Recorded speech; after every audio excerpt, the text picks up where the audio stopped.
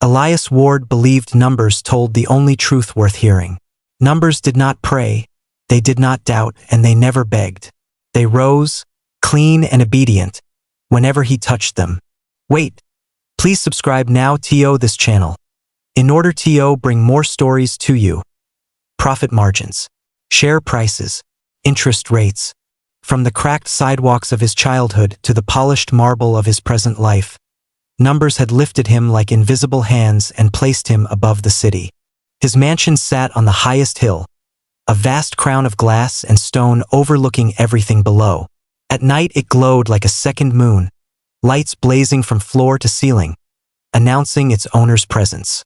Elias liked to stand on the balcony with a crystal glass in his hand, watching traffic crawl beneath him like a slow, obedient river. From there, the city looked small, manageable, owned. He was 46, self-made, and famous for saying exactly what he thought. Interviews loved him for it. Investors trusted him because of it. Enemies feared him because of it. When asked once if he believed in God, Elias smiled the way a man smiles at a child asking about monsters under the bed. "I believe in results," he said. "If God wants credit, he should show me a balance sheet." Laughter followed him everywhere. He wore it like armor. The old church had been there long before Elias bought the land. A small stone building with stained glass windows dulled by time, perched at the edge of what was now his vineyard. The deed mentioned it in dry legal language, but Elias barely noticed until construction crews pointed it out. "It's protected," one manager said carefully. "Historical preservation clause." Elias walked through the church alone that afternoon. Dust floated in the sunlight. Wooden pews creaked under his weight. At the front stood a simple altar, scarred by age and use. He ran his fingers across it and felt nothing. "This," he muttered, "this is what people kneel for?" 2 weeks later, the preservation clause was overturned. Money had a way of persuading paperwork. The church came down stone by stone, its bell removed and sold to a private collector. In its place, Elias ordered the construction of a temperature-controlled wine cellar, deep and elegant, capable of holding bottles worth more than most houses. At the launch party, glasses clinked and cameras flashed. Someone joked about divine punishment. Elias raised his glass. "If God wants his house back," he said loudly, "he can rebuild it himself." The crowd roared. Only one man did not laugh. Father Samuel, the local priest, stood near the edge of the gathering, hands folded, eyes steady. He had come uninvited, driven by something he could not explain. When Elias noticed him, his smile sharpened. "Father," Elias said, approaching, "care for a drink? Or is this place too sinful for you now?" Father Samuel looked past him, toward the ground where the altar had once stood. "You took more than stone from this place," he said quietly. Elias chuckled. "I took land I paid for. Pride comes before a fall," the priest replied. Elias leaned closer, his voice smooth. "Then I'll fall on silk sheets." He turned away before the priest could answer. Life continued at a brutal, beautiful pace. Elias's days were filled with meetings, flights, signatures. His nights were filled with light and sound. Luxury cars lined his driveway like obedient soldiers. Art worth millions hung on his walls, chosen less for beauty than for value. His staff moved silently, efficiently, trained to anticipate his needs before he voiced them. He slept well, dreamless, confident. The storm came without warning. By dusk, the sky had turned the color of bruised steel. Wind clawed at the vineyard, bending the vines low. Elias stood at his window, annoyed more than concerned. Storms were inconveniences, not threats. Then the lightning struck. It hit the exact spot where the church had stood. The impact was violent, blinding, followed by a crack so loud it seemed to split the air itself. Fire raced through the vineyard with unnatural speed, leaping from row to row as if guided. Alarms screamed. Staff ran. Rain poured, but the flames did not immediately die. Elias watched from the balcony, rain soaking his clothes, a strange thrill in his chest. "Spectacular," he said to no one. Absolutely spectacular. By morning, the vineyard was ash. Millions gone in smoke and blackened earth. Insurance agents arrived. Investigators muttered about freak conditions. Elias signed forms and made jokes. Acts of God, he said with a grin. Guess he finally showed up. But whispers followed the workers as they cleared the debris. Several swore they had seen someone standing where the lightning struck, a figure unmoving, untouched by fire. Elias dismissed it as hysteria. Still, that night, as he walked the halls of his mansion, the silence felt heavier than usual. His footsteps echoed longer than they should have. When he passed the wine cellar, he paused, listening. For a moment, he thought he heard something beneath the hum of machines, a sound like breath or prayer. He shook his head and laughed softly. Get a grip, he told himself. He poured a drink and returned to his balcony. The city lights blinked below, steady and loyal. Elias raised his glass toward the dark sky. To survival, he said. Thunder rumbled in the distance, low and slow, like a warning he did not recognize. Morning brought sunlight sharp enough to hurt the eyes, and Elias Ward welcomed it like proof that nothing had truly changed. The vineyard was gone, yes, but loss was a familiar language. He spoke it fluently. By 9 a.m., his assistants had scheduled calls with insurers, contractors, and lawyers. By noon, projected losses were already shrinking into manageable figures. Money flowed around disaster the way water flows around stone. At breakfast, he joked about the storm. Nature throwing a tantrum, he said, slicing into fruit he barely tasted. She'll calm down. His head of security, Marcus, did not laugh. Sir, some of the night staff refused to come back. Elias looked up. Fire scares people. Hire replacements. They're saying it wasn't the fire, Marcus said carefully. They claim they saw someone standing in it. Elias rolled his eyes. And I suppose this someone had wings. No, Marcus replied. They said he didn't move. Elias waved him off. People see what they need to see to feel important. Yet later that day, as Elias toured the ruins with an investigator, he noticed something that unsettled him despite himself. At the center of the scorched ground, where the lightning had struck, the soil was cracked and blackened. But there were no footprints, no sign that anyone or anything had fled the flames. The fire seemed to have bowed outward from that single point, as if avoiding it. The investigator muttered something about unusual burn patterns. Elias stopped listening. That evening, news arrived that had nothing to do with storms or fire. Daniel Cross, Elias's closest friend and business partner since their earliest days, was dead. A car accident, they said. A clean road, clear weather.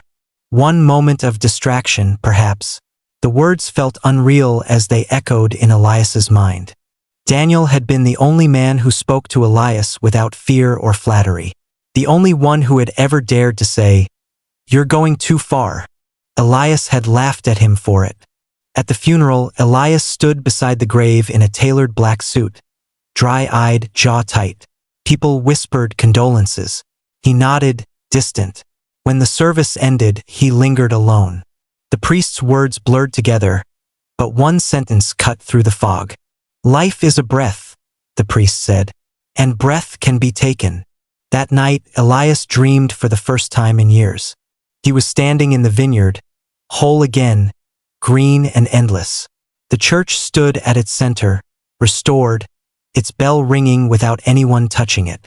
With each toll, the vines withered and turned to dust. Elias tried to speak, to shout, but no sound came out.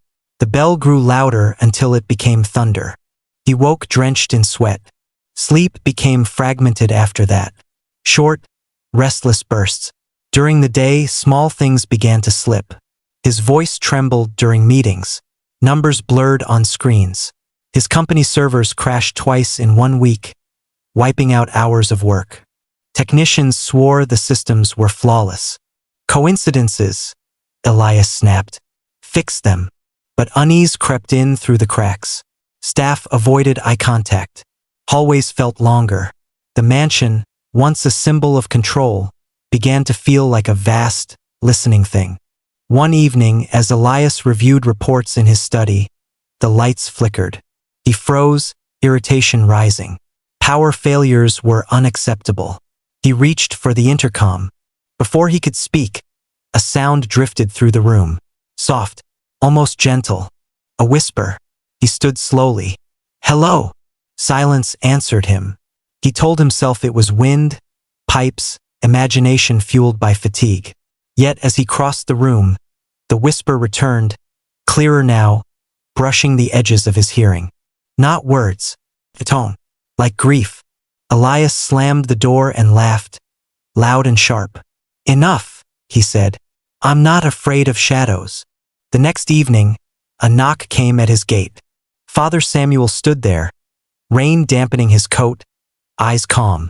The guards hesitated, uncertain. Elias, watching from the balcony, felt an unexpected surge of anger. "Let him in," he said. They met at the edge of the property, near the blackened earth of the vineyard. The air smelled faintly of smoke even days later. "You shouldn't be here," Elias said. "I was called," Father Samuel replied.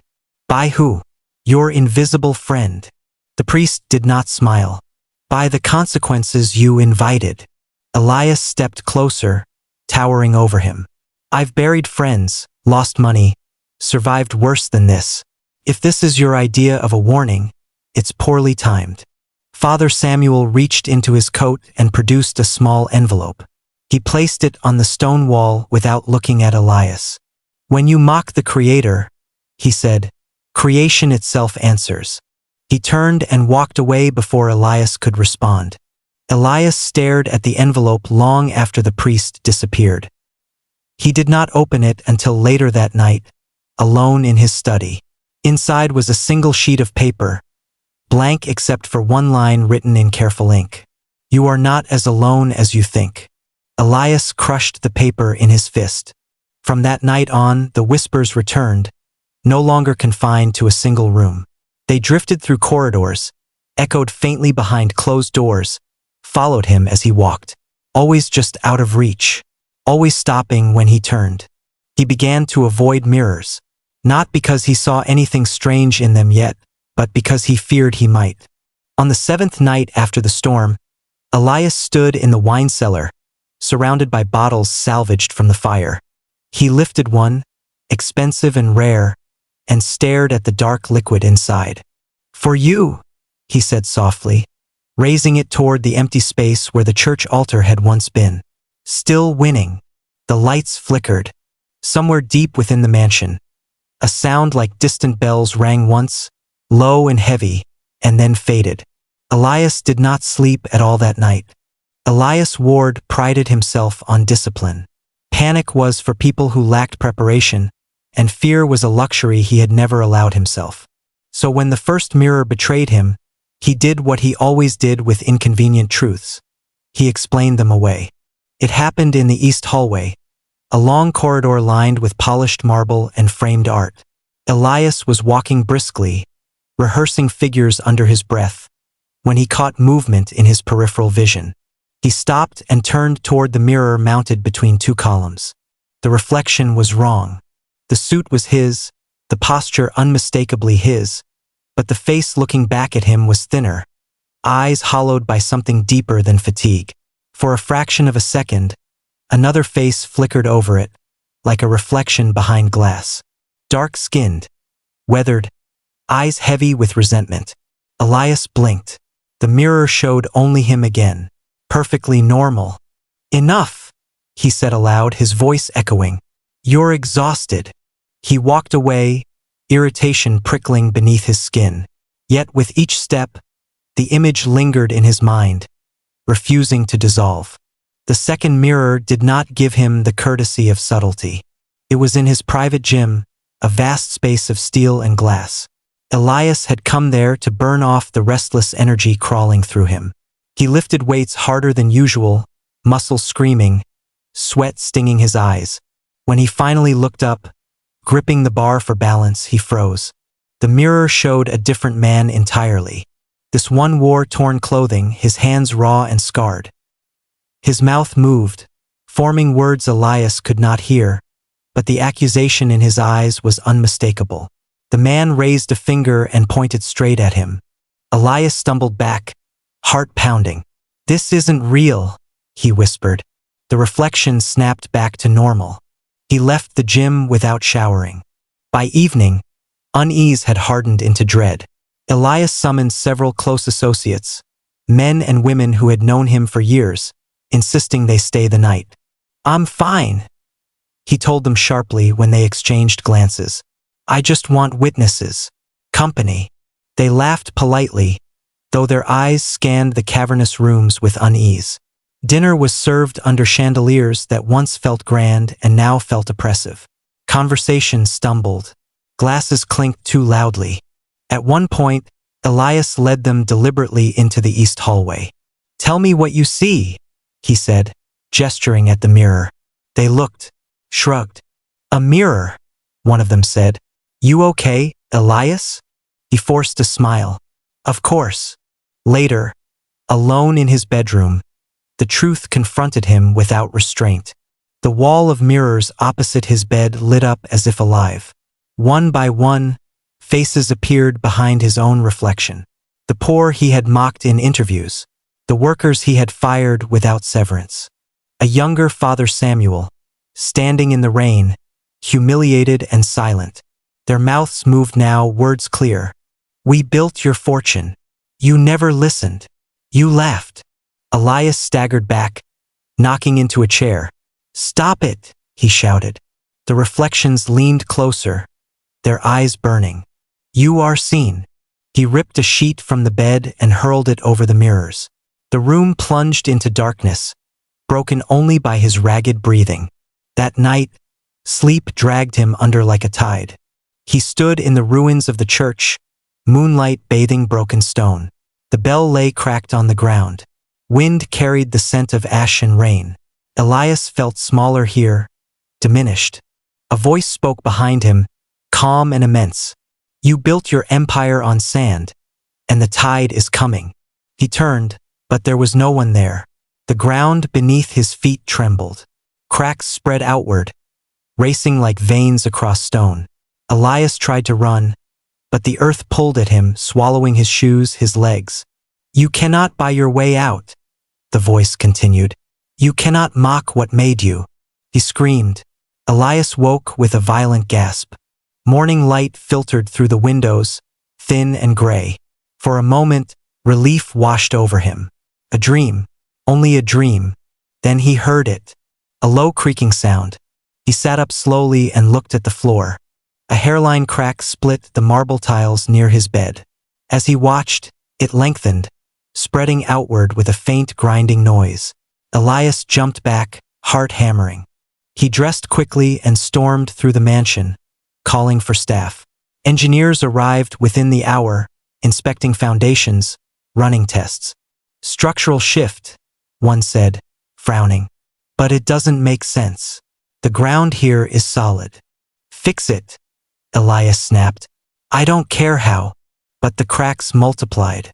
In hallways, in walls, beneath priceless art. Like something beneath the house was breathing. The mirrors followed him everywhere now. In reflective glass, in dark screens, in polished metal. Faces appeared and vanished. Sometimes they spoke. Sometimes they only watched. Elias stopped eating, stopped drinking. He paced the mansion like a trapped animal. Once, in a moment of desperation, he knelt beside his bed, hands clenched, and whispered into the silence. "If there's something you want," he said, voice shaking, "name your price." The silence answered him with a faint sound, distant but unmistakable. A bell. Elias slammed his hands over his ears. By the end of the week, he was no longer certain whether he was awake or dreaming. Reality blurred. The mansion felt alive, corridors shifting, rooms stretching. The mirrors no longer surprised him. They judged him. Standing before one late at night, Elias stared into his own eyes, searching for the man he used to be, for the certainty, the arrogance. "I'm still here," he whispered. The reflection did not answer. It simply smiled, slowly, sadly, as if mourning something already lost. Elias turned away, unaware that the ground beneath his feet trembled again, deeper and stronger than before. By the time dawn broke, Elias Ward no longer trusted stillness. Silence had become a warning rather than a comfort, a held breath before something shifted. He stood in the center of his bedroom, fully dressed, eyes fixed on the faint fracture running across the marble floor. Overnight, it had widened just enough to slip a finger into, as though the house itself were slowly opening its mouth. He left the room and did not look back. Downstairs, chaos waited. A senior staff member met him near the main hall, face pale, voice unsteady. "Sir, the vault. There's been an incident." Elias followed without speaking. His footsteps echoed too loudly, each sound returning to him with a mocking delay. When the vault doors came into view, his stomach tightened. Water pooled across the floor, reflecting the ceiling lights in broken patterns. The steel door stood open, its security systems blinking uselessly. Inside, gold bars lay submerged, dull and distorted beneath dark water. Shelves had collapsed. Documents floated like dead leaves. "How?" Elias demanded. "No breach," the technician said. "No broken pipes either. It's as if the water came up from beneath." Elias stared at the flooded vault, something inside him finally cracking. "Fix it," he shouted. "Pump it out. Dry everything. Now." But even as crews rushed in, the lights flickered again, then died entirely. Emergency generators failed to engage. The mansion fell into a heavy, unnatural darkness. Somewhere in the distance, chanting began. Low at first, almost gentle, a rhythm without words. Guards shifted uneasily, hands near their weapons. One of them stepped back. "Sir," he said, "we didn't sign up for this." By nightfall, half the security staff had resigned. They left without argument, without collecting final payments, eyes wide and fixed on the ground as they passed Elias. One muttered a phrase over and over, like a prayer or a warning Elias could not quite catch. Midnight came, and with it the chanting returned, clearer now. It rose from beneath the mansion, vibrating through floors and walls, setting Elias's teeth on edge.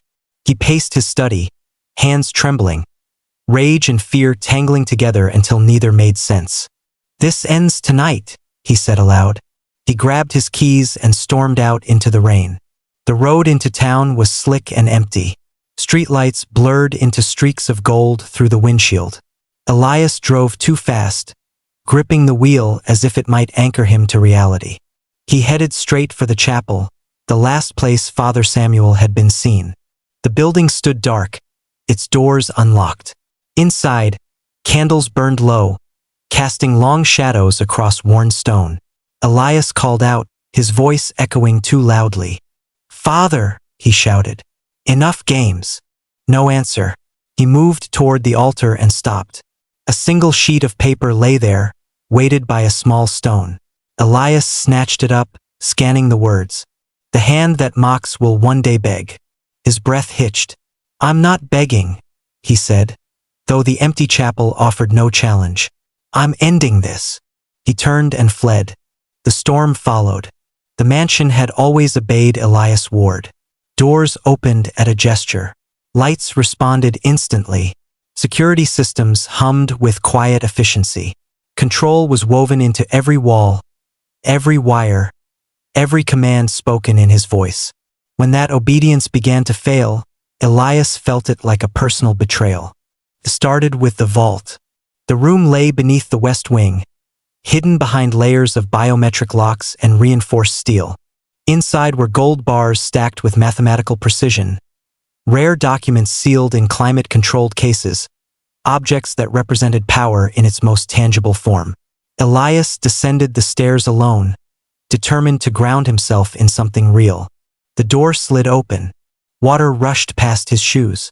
He froze, staring as cold, dark water pooled across the floor, seeping between the gold bars, swallowing velvet-lined shelves. The vault was flooding from the inside, rising steadily as if summoned. Elias rushed forward, slipping, grabbing at a bar to steady himself. "This is impossible," he breathed.